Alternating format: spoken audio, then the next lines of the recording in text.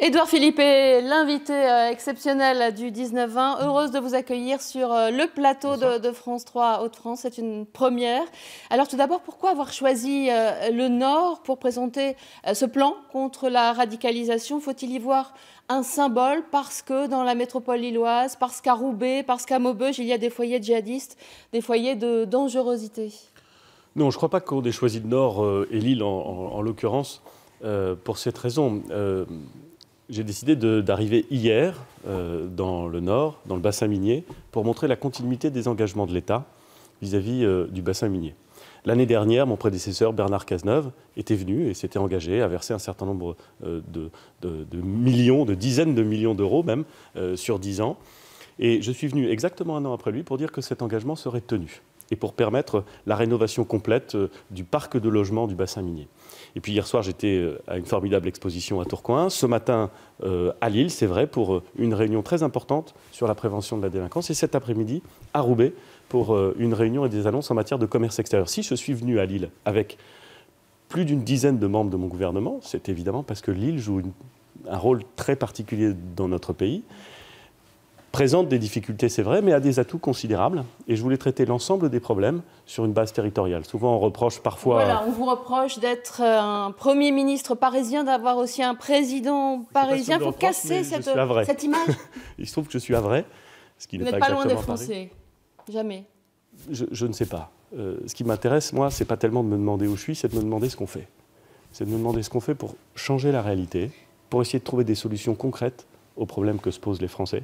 Dans ce pays, depuis 40 ans, on a une société qui est souvent bloquée. On a des choses qui ne fonctionnent pas comme elles devraient fonctionner. Et je vais vous dire, c'est pas moi qui dis ça, ce sont les Français.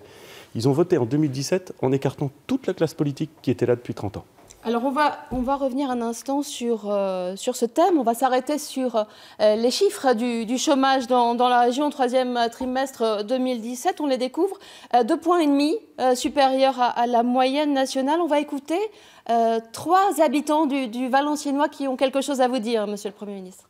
Monsieur le Premier ministre, vous n'êtes pas sans connaître notre situation à Ascoval, puisqu'elle est proche du ministre actuellement, elle est proche également du président de la République, puisque à l'époque, lorsqu'il était ministre de l'Industrie, ministre de l'Économie, il est venu à notre rencontre, il avait fait des promesses qu'il ferait tout ce qu'il faut pour que notre site continue à vivre.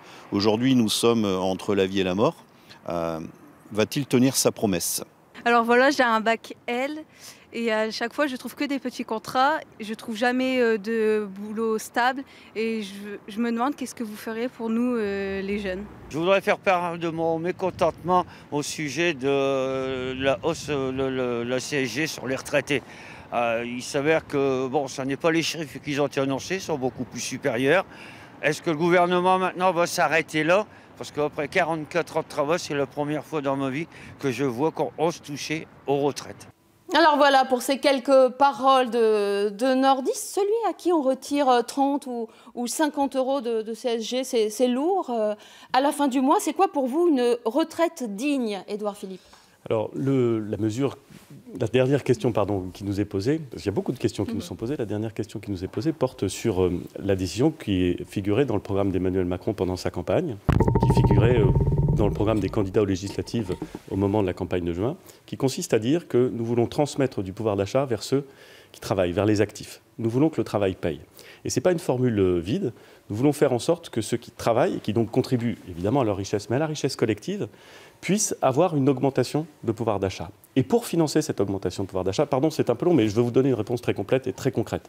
Pour financer ce pouvoir d'achat, l'idée, ça a été de dire, on va baisser les charges sociales qui sont payées par les salariés, Et on va augmenter la CSG, pas toute la CSG qui pèse sur tous les types de revenus, les revenus du capital, les revenus du travail, et la CSG qui pèse sur les revenus de transfert pour les seuls retraités qui sont situés au-dessus d'un seuil. Et donc l'idée, c'est d'assumer le fait que l'ensemble de la protection sociale doit être aujourd'hui payé par l'ensemble de la collectivité, mais qu'il faut que le travail paye. Alors c'est évidemment... Mais en même temps, on l'a compris, beaucoup de gens l'ont compris. Mais c'est lourd pour 30 euros, 50 euros, 60 euros en moins à la fin du mois. Mais encore une fois, je veux dire que ce seuil, il s'applique dès le mois de janvier, puisque la CSG a augmenté en janvier. Et ça ira mieux après? Non, ce n'est pas ce que je veux dire. Ce que je veux dire, c'est qu'il faut le regarder sur une année, puisque ceux qui payent la CSG et qui vont avoir une augmentation de CSG dès le mois de janvier, vont aussi avoir, c'est pour ça qu'il faut bien regarder sur l'ensemble de l'année, même si c'est compliqué de le faire dès maintenant, je le comprends parfaitement, vont aussi bénéficier de la diminution de la taxe d'habitation dont ils vont bénéficier au mois d'octobre. Et, certes, pas tous, mais enfin, il y a 80% de gens qui vont en bénéficier de cette diminution de la taxe d'habitation. Donc vous voyez bien que pour ceux qui ont des retraites modestes, encore une fois, je comprends parfaitement qu'il y a des gens qui ont des retraites modestes et qui sont attachés à pouvoir préserver leur pouvoir d'achat. Ceux qui ont un niveau de retraite qui est inférieur aux 1 300 € ne sont pas affectés par l'augmentation de la CSG. Je le dis parce que c'est quand même important de le rappeler. Et ceux qui sont au-dessus et qui souvent payent la taxe d'habitation vont pouvoir récupérer une partie de ce pouvoir d'achat grâce à la diminution de la taxe d'habitation. Ce sera plus net, c'est vrai, au mois d'octobre. C'est plus difficile à voir en ce moment, au mois de février. Un mot sur Ascoval, c'est un dossier qui nous préoccupe beaucoup. Décision de justice en mars. Ce soir, vous vous engagez. Est-ce que ces 300 salariés ne restent pas sur le carreau? Ils vous écoutent? Ce sont les engagements qui ont été pris par le gouvernement, bien entendu. La reprise d'Ascométal est plutôt une bonne nouvelle. C'est la nouvelle de reprise la plus large qui était envisageable. Donc nous l'avons vu plutôt d'un bon œil, la décision du tribunal de commerce. Mais reste le cas d'Ascoval. Nous le regardons avec beaucoup d'attention, le ministre de l'économie et des finances, le président du conseil régional des Hauts-de-France, il m'en a parlé pendant ce déplacement. Nous le regardons avec beaucoup d'attention et nous allons accompagner l'entreprise pendant toute l'année qui vient pour essayer de faire en sorte de la placer dans les meilleures conditions pour trouver un repreneur qui permettra de s'asseoir sur les compétences qui sont réelles de l'entreprise et pour pouvoir lui permettre un développement durable. Donc c'est quelque chose qui n'est pas encore fait, mais sur lequel nous travaillons. Et moi, j'ai bon espoir, encore une fois, il y a de la compétence dans cette entreprise, j'ai bon espoir que nous puissions trouver ensemble, avec les salariés, avec la direction, avec les collectivités territoriales et avec le gouvernement, un repreneur qui permette d'envisager l'avenir avec confiance. Très bientôt. Parlons de Calais maintenant, avec la visite d'Emmanuel Macron sur place. C'était mi-janvier, avec à ses côtés, bien sûr, le ministre de l'Intérieur. Des engagements avaient été pris sur plusieurs thèmes. Où en est-on? On fait le point avec Lila Afaf. Emmanuel Macron, Gérard Collomb, 2 visites de l'exécutif à Calais en un mois. Calais n'est pas une porte d'entrée dérobée vers l'Angleterre. Des messages de fermeté et un constat. On se dit qu'on a atteint ici un degré de violence qu'on n'avait jamais connu. Où en est-on aujourd'hui? Début février, après une violente rixe entre migrants, le ministre de l'Intérieur annonce que les repas seront désormais distribués par l'État. Délai avancé, 15 jours. 3 semaines plus tard, rien n'a changé à Calais. Selon nos informations, l'État pourrait commencer à assurer la distribution début mars. Mais sur place, les associations demandent de la clarté. C'est vraiment très flou, très flou. On ne sait pas qui va les faire, avec quels moyens, quel rythme, de 1 fois par jour, 2 fois par jour. On ne sait rien, on attend et on continue. Autre promesse pour Calais, des renforts policiers. 2 compagnies de CRS ont fait leur arrivée. Elles assurent la sécurité de sites industriels où résident les migrants. Insuffisant pour relayer les équipes à bout de force, selon ce syndicaliste. On oublie complètement la sécurité publique, le commissariat, où là on est en manque cruel d'effectifs et particulièrement d'officiers de police judiciaire.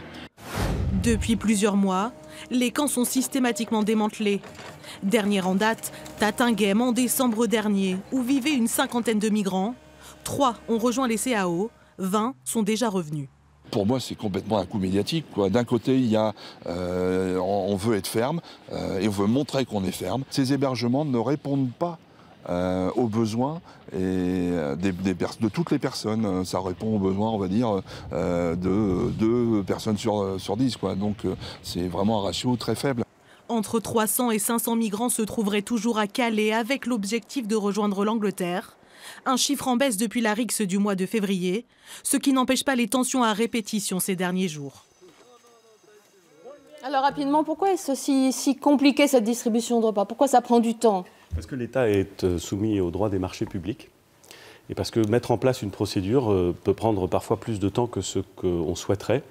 C'est vrai pour l'État, je suis sûr que ça doit être vrai d'ailleurs pour France Télévisions, on aimerait pouvoir faire les choses beaucoup plus vite, puis parfois ça prend un petit peu plus de temps. La distribution des repas, elle sera assurée par l'État à compter du 6 mars. Le dispositif sera opérationnel à partir du 6 mars. C'est-à-dire que par rapport au délai qui avait été annoncé, on aura 2 semaines et demie de retard. La date est fixée, on la connaît. Mais enfin la date est fixée. Les renforts, vous les avez évoqués vous-même. On peut toujours considérer qu'ils sont insuffisants, mais vous avez vous-même dit dans le reportage qu'ils étaient là avec 2 compagnies supplémentaires. Donc nous allons continuer à faire ce à quoi nous nous sommes engagés, en discutant avec les Britanniques, qui sont parties liées dans cette affaire, en mettant en place des moyens et en évitant la reconstitution de regroupements qui ne sont pas acceptables. Voilà, et en venant sur place aussi, pourquoi vous ne vous êtes pas rendu sur place, on va dire en personne? Vous n'avez pas ressenti ce besoin d'aller sur place, de discuter avec ces personnes en détresse? Ce n'est pas exactement comme ça que ça se passe. D'abord, le président de la République y est allé, il a souhaité y aller, donc je n'ai pas vocation à aller exactement aux mêmes endroits que le président de la République. Si j'avais été là-bas, je n'aurais pas été dans le bassin minier. Vous voyez, il faut faire des choix. J'ai vu en revanche plusieurs fois la maire de Calais avec laquelle nous entretenons des relations de travail qui sont confiantes. Personne n'a la solution tout seul. C'est un problème compliqué. On peut tout à fait se tourner vers le Premier ministre actuel en disant qu'il n'a pas réglé la situation. Ça fait longtemps qu'elle dure, la situation. Et je connais beaucoup de gens qui ont des solutions miracles, mais qui n'ont pas marché. Donc moi, je suis modeste face aux problèmes compliqués, et je les travaille sérieusement avec les interlocuteurs qui sont les miens. Et donc nous travaillons avec la maire de Calais, nous travaillons avec le président du Conseil régional des Hauts-de-France, et notre objectif, c'est, en respectant clairement les engagements qui ont été pris par le président de la République, d'essayer d'éviter que se reconstituent des situations qui ne sont pas satisfaisantes et essayer de trouver des solutions durables. On termine rapidement avec cette image que vous garderez peut-être de votre déplacement dans le Nord. Si vous deviez choisir, garder une seule image, ce serait laquelle?